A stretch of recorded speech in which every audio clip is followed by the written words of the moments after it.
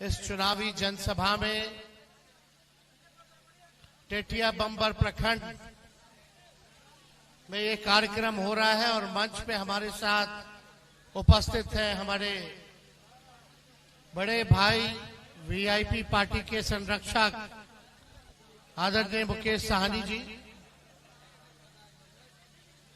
महागठबंधन राष्ट्रीय जनता दल से प्रत्याशी बहन अर्चना रविदास जी, मंच पर उपस्थित हिमांशु चक्रपाणी जी, मंच पर उपस्थित तारापुर के पूर्व प्रत्याशी अरुण शाह जी, मंच पर उपस्थित साधु पासवान जी जो हम लोगों के दलित प्रकोष्ठ के प्रदेश अध्यक्ष हैं और रामविलास पासवान जी के सबसे बड़े दामाद भी हैं।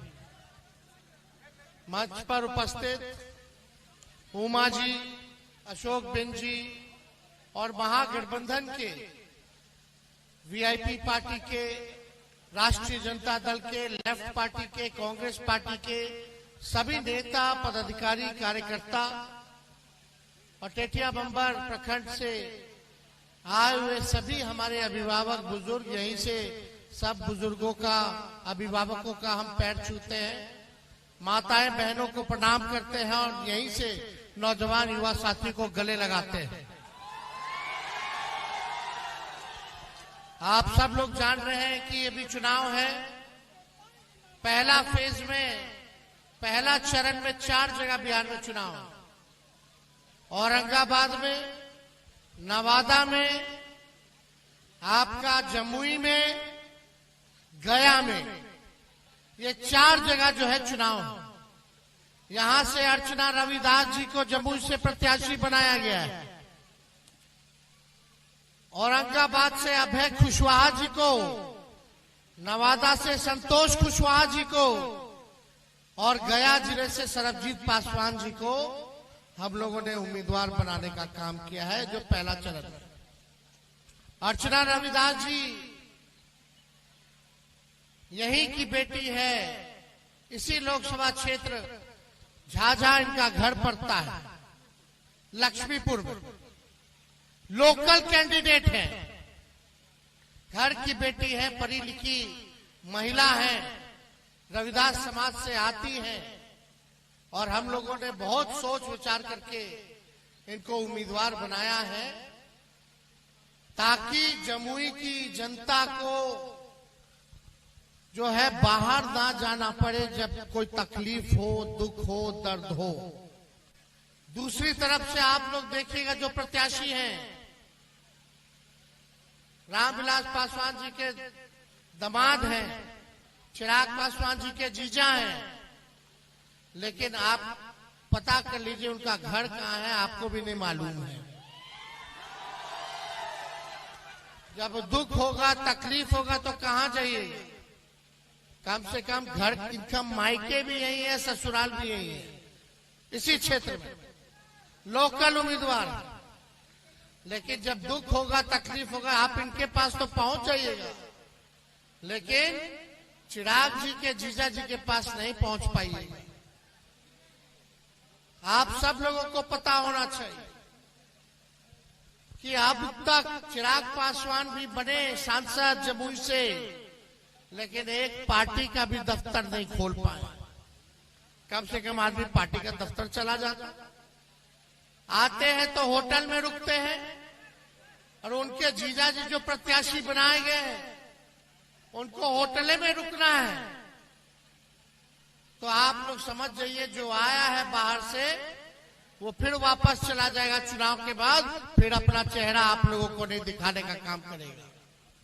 लेकिन घर की बेटी है, कहीं भी जाइएगा तो घर ही में रहना है, मायके, ससुराल सब इसका ही है, तो आप लोगों को कोई कठिनाई नहीं होगी। नौजवान है, पढ़ी लिखी है, मजबूत है, निडर है, ईमानदार छवि की है, इसलिए हम लोगों ने इनको प्रत्याशी बनाया है।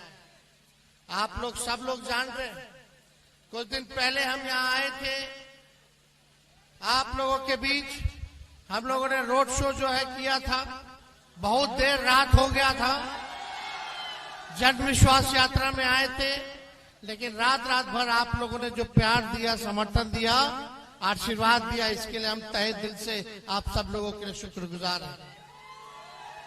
आप लोगों को हम ये कहने आए हैं कि हम लोग मोदी जी की बात करने नहीं आए, मुद्दे की बात करने आए हैं। मुद्दा क्या है? बोलो मेरा दुश्मनी मोदी जी से नहीं है। अरे देश के प्रधानमंत्री हैं, हमारे भी प्रधानमंत्री हैं, लेकिन हम लोग विपक्ष में हैं। विपक्ष का तो जिम्मेवारी बनता ही है सवाल पूछना, लेकिन उतना ही जिम्मेवारी आप लोगों का भी सवाल बनता है। प्रधानमंत्री से पूछे कि टेटिया बंबर प्रखंड के लिए क्या किया, आपके गांव के लिए क्या किया, आपके पंचायत के लिए क्या किया, आपके जिले के लिए क्या किया, आपके राज्य के लिए क्या किया। मेरा मानना है कि सबसे बड़ा अगर कोई दुश्मन है तो बेरोजगारी है, बेरोजगारी। आज बताइए कितना नौजवान यहाँ बेरोजगार है, जरा हाथ उठा करके बताइए।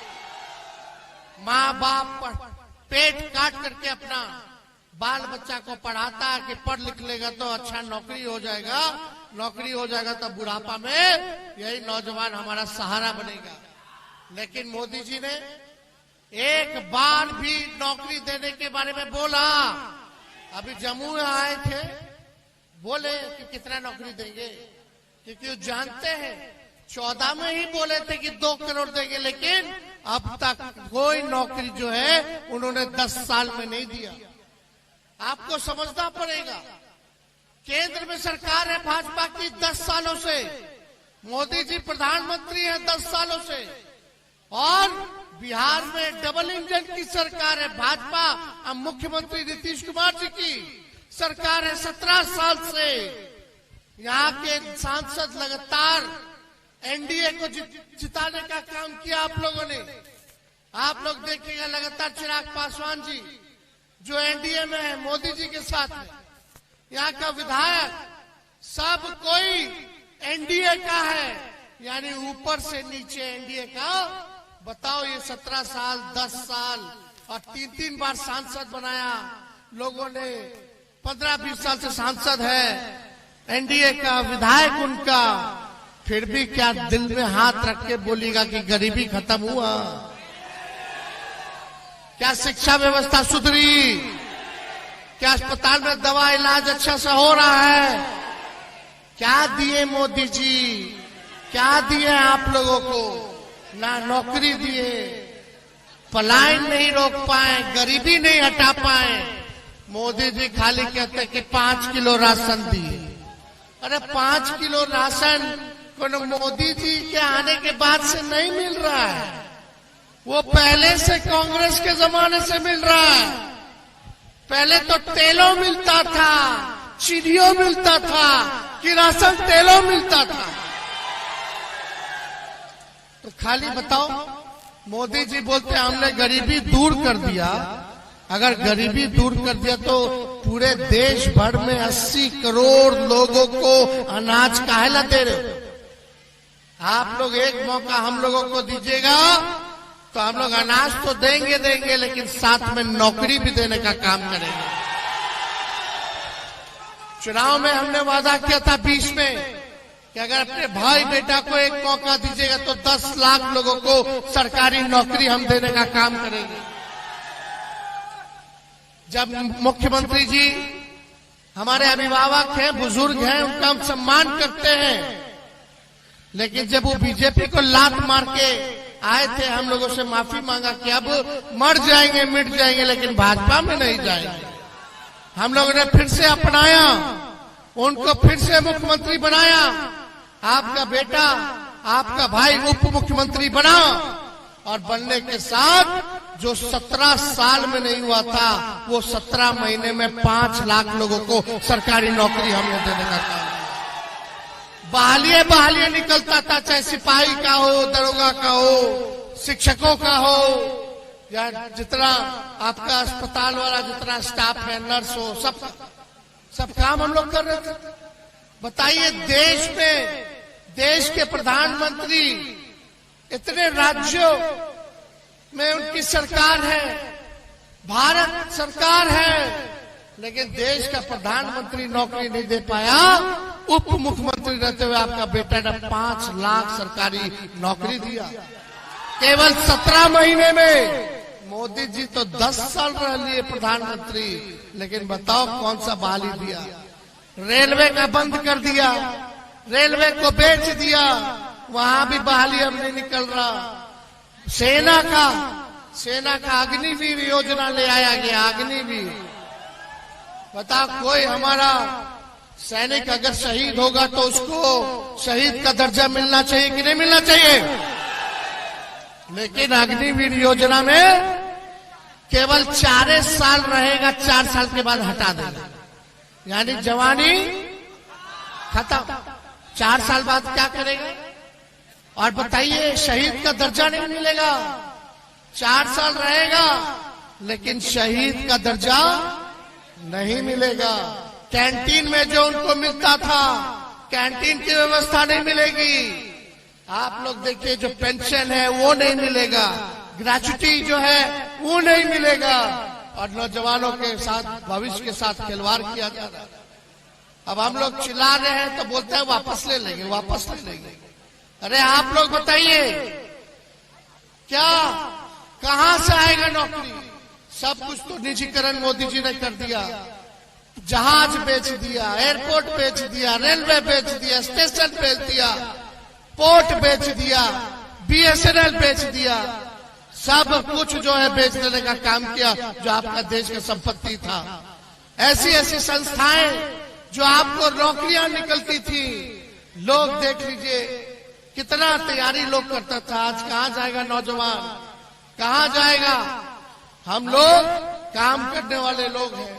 हम लोग जब आए 17 महीने में जितनी आंगनबाड़ी महिला, जितनी ममता, आशा, टोला सेवक, विकास मित्र, तालमी मरकज, इन सबके मानदेय को हम लोगों ने बढ़ाने का काम किया, दुगुना किया 17 महीनों में। जो नियोजित शिक्षक, 4.5 लाख नियोजित शिक्षक जो आंदोलन करते थे समान काम समान वेतन का, उन 4.5 लाख लोगों को हम लोगों ने सरकारी कर्मी का दर्जा देने का काम किया, यानी समान काम और समान वेतन मिलेगा।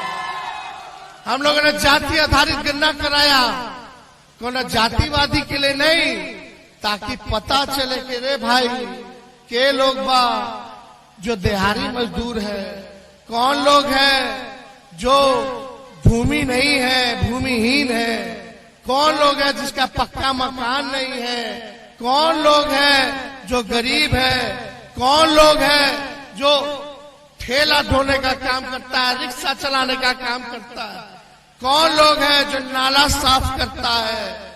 तो पता चलेगा, उसी हिसाब से सरकार योजना बनाएगी। जब तक सही पिक्चर नहीं आएगा तब तक पैसा सरकार कहां खर्च कर रही है उसको नहीं पता। हम लोगों ने योजना बनाया था, क्या बनाया था भाई? जिसके घर में नौकरी नहीं मिल रहा है उसको जो है 2 लाख रुपया का मदद हम लोग करेंगे। जिसके घर में नौकरी, जिसका जमीन नहीं है, भूमि नहीं है, उसको जो है 1 लाख रुपया का मदद करेंगे ताकि अपना जमीन ले ले। दूसरा क्या, जिसका पक्का मकान नहीं है उसको 1,20,000 रुपया हम लोग देंगे ताकि जो कच्चा झोपड़ी है, कच्चा मकान है, उसको पक्का कराने का काम करें। ये हम लोग कर रहे थे, तब तक हमारे चाचा फिर पलट गए। अब बताइए, 5 साल में एक बार मुख्यमंत्री ओथ लेता है, सरकार बनती तो 5 साल ना चलता है। ये बताइए, 3 साल 3.5 साल हो रहा है बिहार सरकार को, 3 बार ओथ ले ली, कभी एने, कभी ओने, कभी एने, कभी ओने। अब मोदी जी को जाके बोल रहे हैं, मोदी जी अब हम जहां हैं वहीं रहेंगे। अब मोदी जी बोलते हैं कि गारंटी मोदी जी का मजबूत गारंटी है। अरे मोदी जी, इतना गारंटी आपका मजबूत है तो मेरा चाचा का गारंटी ले लो कि पलटेंगे कि नहीं पलटेंगे। काहे नहीं लेते हैं मोदी जी गारंटी? कोई ठीक है, कितना बार ओथ ले लिया? 8-9 बार ले लिए, 9 बार। बताइए, कभी इधर कभी उधर। ठीक कह रहा लड़का। मोदी जी का जो गारंटी है ना, वो चाइनीज माल जैसा है। एक दो बार इस्तेमाल कीजिए, खत्म। मतलब जब तक चुनाव है तब तक मोदी जी की गारंटी है, चुनाव के बाद जुमला हो जाएगा। सच नहीं बोलते लोग, झूठ बोलते, केवल झूठ। इसलिए आप सब लोगों के बीच आए हैं, ईमानदार प्रत्याशी जिताइए। देश तरक्की जब तक नहीं करेगा जब तक आपका गांव विकास नहीं करता, और देश के नागरिकों की जब तक तरक्की नहीं होगी, गांव आगे नहीं बढ़ेगा, तब तक देश विकास नहीं कर सकता। आज देखिए, किसानों का आय दुगुना करने चले थे मोदी जी, 22 तक आय दुगुना कर देंगे। क्या हुआ? आय दुगुना हुआ किसानों का? कुछ नहीं हुआ। बोले थे पक्का मकान बना देंगे, क्या क्या बोले, किसी को छुपा नहीं है। लेकिन आप लोगों से यही हम कहने आए कि अर्चना रविदास जी को भारी मतों से आप लोग जिताने का काम कीजिए। बताइए, जिताइएगा कि नहीं जिताइएगा? दोनों हाथ उठा करके बताइए, जिताइएगा कि नहीं जिताइएगा? बताइए, मुकेश सहनी जी बीजेपी में थे, इनको फुसला के ले गया था सब। बताओ, इन्हीं को तोड़ दिया, इन्हीं के विधायक को खरीद लिया, इनके पार्टी को छीन रहा था अभी चुनाव में। लेकिन अब पिछड़ा का बेटा, अति पिछड़ा का बेटा साथ हो गया है। अब हम लोग लड़ाई लड़ेंगे।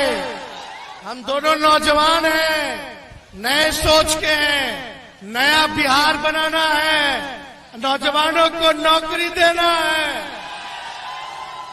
तो इसलिए हम लोग सब लोग साथ हो गए। सभी भाई लोगों से अपील है कि एकजुट हो जाइए।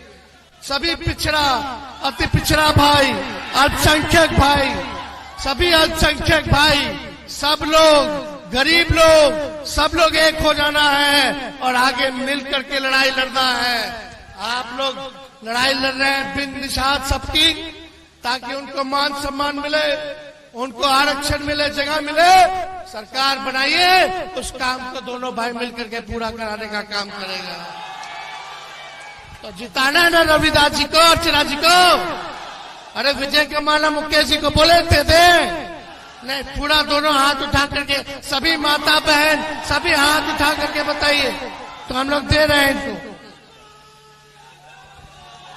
और 1 नंबर पर लालटेन है, 19 तारीख को 1 नंबर पर लालटेन है। सभी लोग चुपचाप चुपचाप चुपचाप। बहुत बहुत धन्यवाद। लेकिन संभाल के रहेगा, ये सब हिंदू मुसलमान कराता है भाजपा वाला। अभी नवरात्र चल रहा है, चैती छठो आई, और आज जो है ईद है। सबको हम नवरात्र का, ईद का बधाई देते हैं। मिल करके रहिए, मिल के रहिए, एक रहिए, शांति रहेगा, अमन चैन रहेगा, तभी विकास होगा। ये भाजपा वाला लोग नौजवान को झंझट वंझट करा देगा, फिर पुलिस पकड़ के ले जाएगा, आप लोग परिवार का लोग परेशान, अलग से पैसा खर्च होगा, वो लोग तलवार बांटेगा, हम लोग कलम बांटने का काम करेंगे, आपके घर को बढ़ाने का काम करेंगे। बहुत बहुत धन्यवाद। जय हिंद। तेजस्वी प्रसाद यादव जिंदाबाद।